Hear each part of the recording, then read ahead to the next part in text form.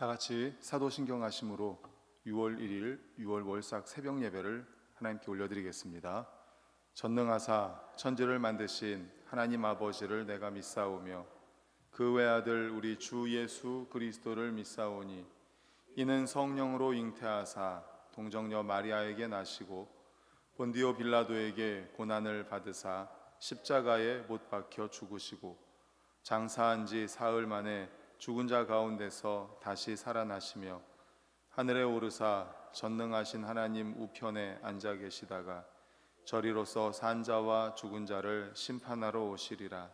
성령을 믿사오며 거룩한 공회와 성도가 서로 교통하는 것과 죄를 사하여 주시는 것과 몸이 다시 사는 것과 영원히 사는 것을 믿사옵나이다. 아멘. 찬송가 304장 하시고 이후에 이익자 권사님께서 기도해 주시겠습니다. 304장입니다. 그 크신 하나님의 사랑 말로 다 형용 못하네. 저 높고 높은 별을 넘어 이 낮고 낮은 땅 위에 죄범한 영혼 구하려 그 아들 보내사 화목제물 삼으시고 죄 용서하셨네. 하나님 크신 사랑은 측량 다 못하네. 영원히 변치 않는 사랑 성도여 찬양하세. 괴로운 시절 지나가고 땅 위에 영화쇠할 때 주 믿지 않던 영혼들은 큰 소리 외쳐 울어도 주 믿는 성도들에게 큰 사랑 베푸사 우리의 죄 사했으니 그네 잊을까. 하나님 크신 사랑은 측량 다 못하네. 영원히 변치 않는 사랑 성도여 찬양하세. 하늘을 두루마리 삼고 바다를 먹물 삼아도 한없는 하나님의 사랑 다 기록할 수 없겠네. 하나님의 크신 사랑 그 어찌 다 쓸까. 저 하늘 높이 쌓아도 채우지 못하리. 하나님 크신 사랑은 측량 다 못하네. 영원히 변치 않는 사랑 성도여 찬양하세.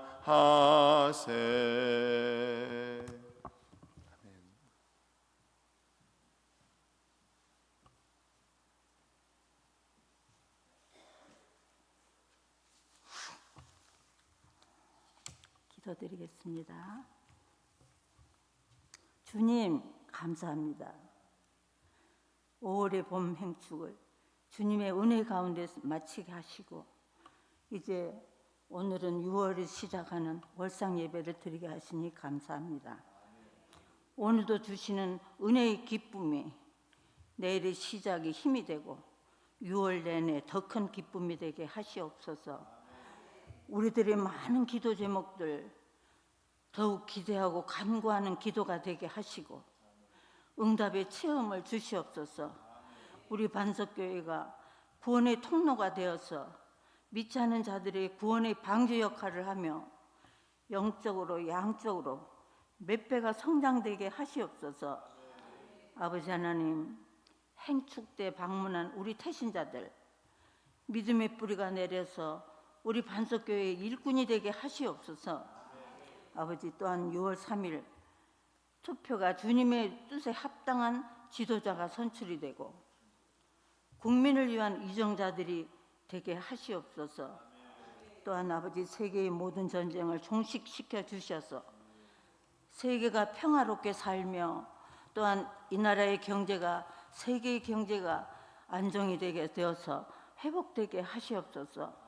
우리 목사님 피곤치 않게 영육간의 강건함을 주시고 선포하시는 그 말씀이 우리들 마음속에 단비가 되어서 우리가 감동받아 순종하며 살게 하시옵소서. 감사드리며 우리의 소망이 되시는 예수 그리스도 이름으로 기도드리옵나이다. 아멘.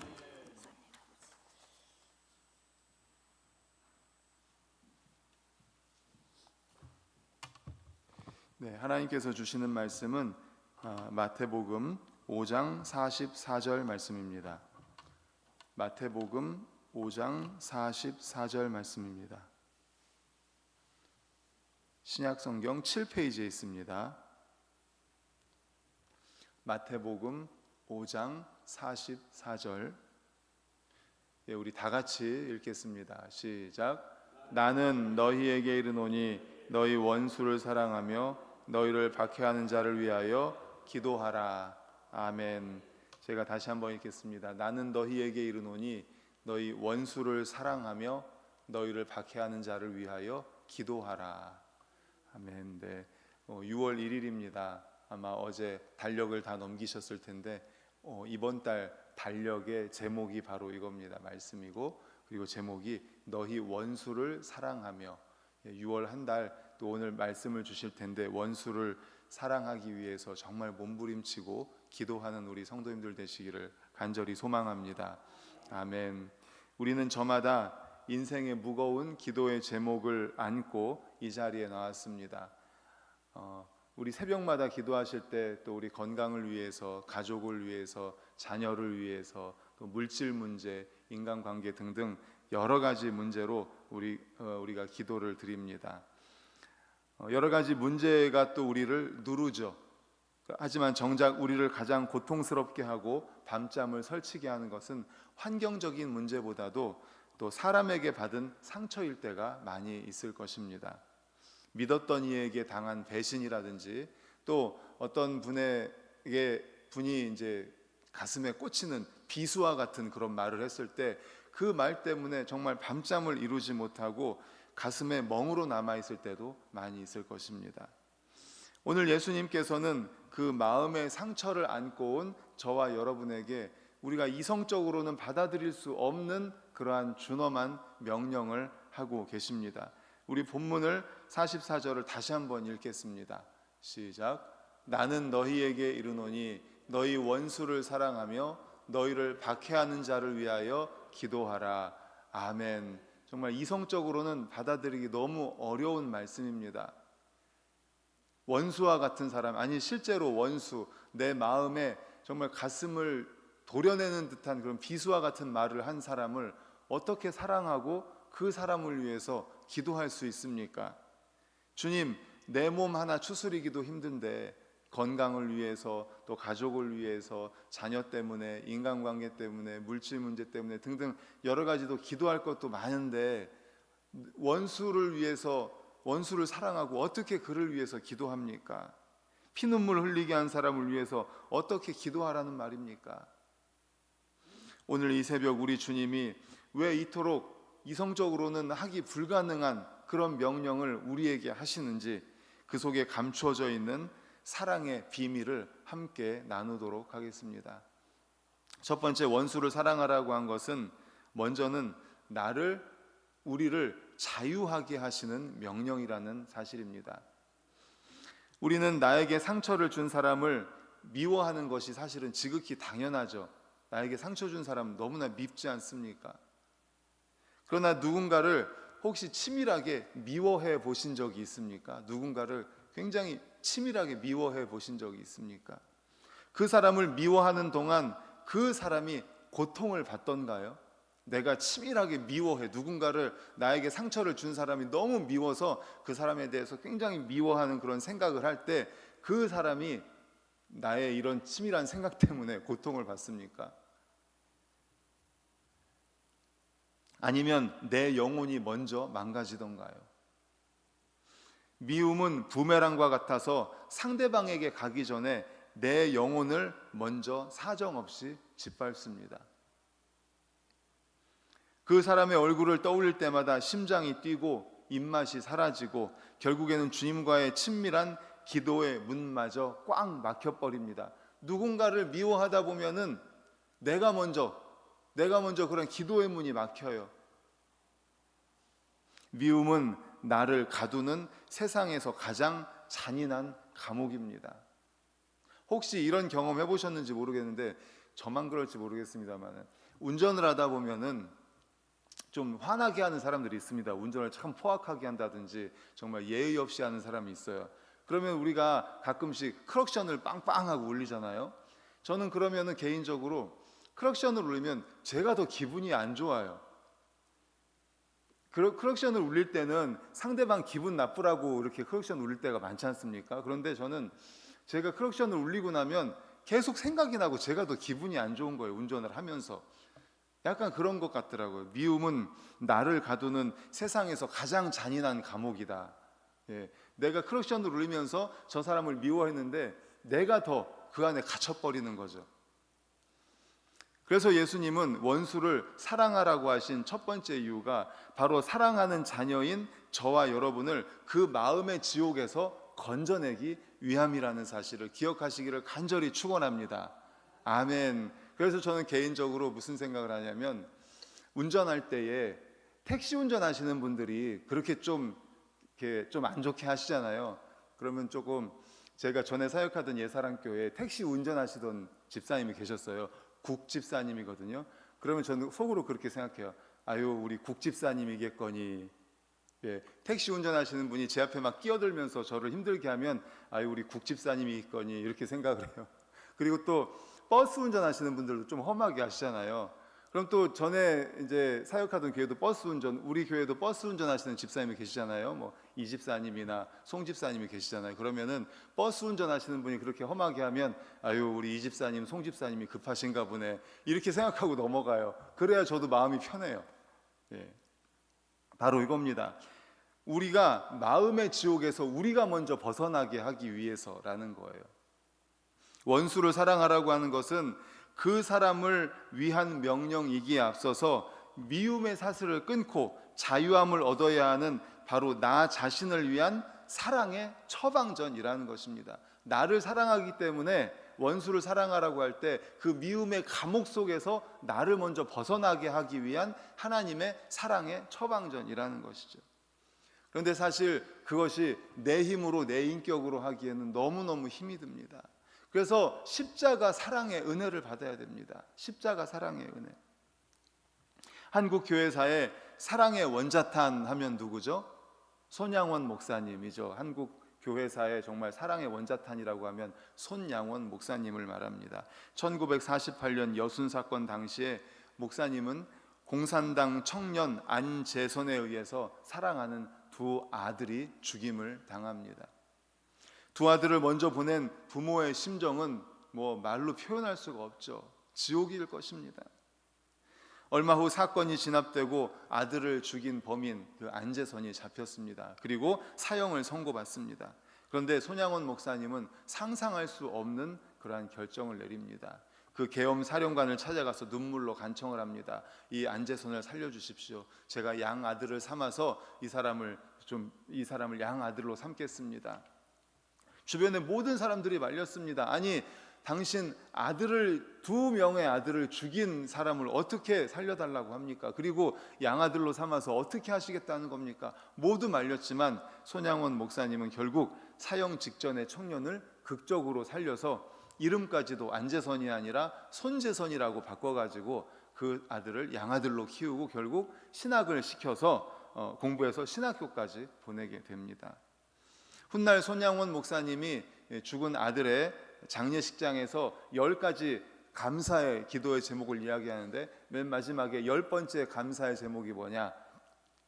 나의 대를 이어서 복음을 전할 사랑하는 2 아들을 죽인 이 손재선을 양자로 아들로 삼을 수 있는 사랑의 마음을 주신 하나님께 감사합니다. 이게 바로 10번째 기도의 제목이었습니다. 어떻게 이런 일이 가능합니까? 손양원 목사님의 심성이 착해서입니까? 아닙니다. 하나님의 원수였던 자신을 살리시기 위해 독생자 예수 그리스도를 아낌없이 십자가에 내어주신 하늘 아버지의 그 거대한 사랑, 어마어마한 사랑이 목사님의 심령을 완전히 사로잡았기 때문임을 믿으시길 간절히 축원합니다. 그 사랑 때문에, 십자가의 사랑, 그 십자가의 사랑이 손양원 목사님을 사로잡았기 때문에 가능했던 것입니다. 그렇기 때문에 아들을 죽인 원수까지도 품을 수 있는 하늘의 능력이 나타난 것입니다. 그러므로 우리도 원수를 사랑하라고 말씀하신 이 정말 이성적으로는 받아들이기 너무나 어려운 이 말씀은 바로 먼저 우리를 위한 이 미움의 지옥에서 해방시키기 위한, 자유케 하시기 위한 우리를 위한 말씀이라는 것을 먼저 깨닫고 하늘의 그 십자가의 사랑을 주시옵소서. 원수를 사랑하기 위해서는 우리 힘으로는 불가능합니다.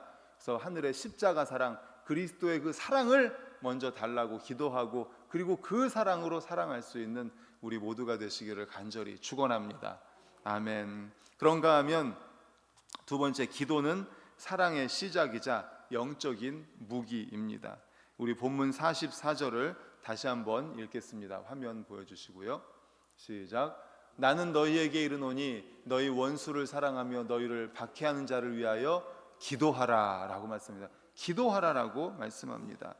손양원 목사님 같은 사랑은 특별한 사람만 하는 것이라고 뒷걸음질 치지 마십시오. 예수님은 오늘 우리에게 아주 구체적이고 작은 첫 걸음을 말씀합니다. 뭐냐면 그를 위해서 기도하라는 거예요. 원수를 위해서 기도하라. 그러니까 내 감정은 여전히 아프고 억울합니다. 원수 때문에 아프고 억울합니다. 하지만 내 영혼의 운전대를 하나님께 맡기겠다고 하는 그 의지의 결단, 바로 기도를 시작하라는 거예요. 처음부터 기도한다고 그를 사랑하고 쉽지 않죠. 처음에는 아마 이렇게 기도할 거예요. 하나님, 저 사람이 너무너무 믿습니다. 저 원수, 제 마음에, 제 가슴에 비수를 꽂은 저 사람 정말 싫습니다. 그런데 하나님이 기도하라고 하니까 일단 기도는 시작해 보겠습니다. 아마 이렇게 기도가 시작될 거예요. 하지만 기도의 자리에서 그를 위해서 기도하기를 시작하고 점점 기도가 깊어지다 보면 성령님께서 역사하십니다. 우리 그렇게 많은 경험하잖아요. 기도를 하다 보면 성령님이 우리의 기도를 이끌어 주세요. 기도의 내용이 바뀌게 됩니다. 내 마음에 가득했던 독기와 분노가 십자가 보혈로 씻어지고 그 사람의 영혼을 하나님의 눈으로 바라보게 됩니다. 그래서 상처가 많아서 남에게 상처를 줄 수밖에 없었던 그 사람의 연약함이 보이고 긍휼의 마음이 일어나게 되는 거예요. 처음에는 미워하다가 아이고 어쩌다가 저렇게 됐을까, 오죽하면 저럴까, 참 불쌍하다라는 마음이 들더라고요. 우리가 나에게 상처 준 사람을 위해 축복하며 기도하기 시작할 때 사단이 쳐놓은 미움의 덫은 산산조각이 나고 하늘의 평안이 우리의 심령을 가득 채우게 될 것입니다. 그러므로 원수를 위하여 기도하라고 말씀하신 그 기도, 그 말씀대로 한 발을 내디디십시오. 첫 발을 내디디십시오. 처음에는 그렇게 저 사람 밉습니다, 하나님 밉습니다라고 시작하지만 우리 성령님께서 우리의 기도를 인도해 주실 것입니다. 사랑하는 여러분, 사실은 우리가 예수님의 원수였어요. 하나님의 원수였어요. 왜요? 우리 때문에 하나님이 독생자 예수를 십자가에 달려 죽게 하셨잖아요. 그러니까 사실은 우리가 하나님의 원수였습니다. 매일 죄짓죠. 내 뜻대로 살려고 주님의 마음에 대못을 박았던 사람들이 바로 우리입니다. 그런데 우리를 위해서 예수님께서 십자가에 달려 죽으시면서 뭐라고 하셨습니까? 누가복음 23장 34절, 우리 화면 보고 있습니다. 시작. 이에 예수께서 이르시되 아버지 저들을 사하여 주옵소서, 자기들이 하는 것을 알지 못함이니이다 하시더라. 그들이 그의 옷을 나눠 제비 뽑을세. 아멘. 예수님께서 이렇게 말씀하셨습니다. 아버지 저들을 사해 주십시오. 자기들이 하는 것을 알지 못합니다. 주님이 그 십자가의 기도로 우리를 먼저 살리셨습니다. 이제는 우리가 그 사랑의 빚을 갚을 때입니다. 오늘 우리에게 정말 이성적으로는 받아들이기 어려운 준엄한 명령을 하십니다. 원수를 사랑하라고, 그를 위해서 기도하라고. 주님, 우리의 힘으로는 할 수 없습니다.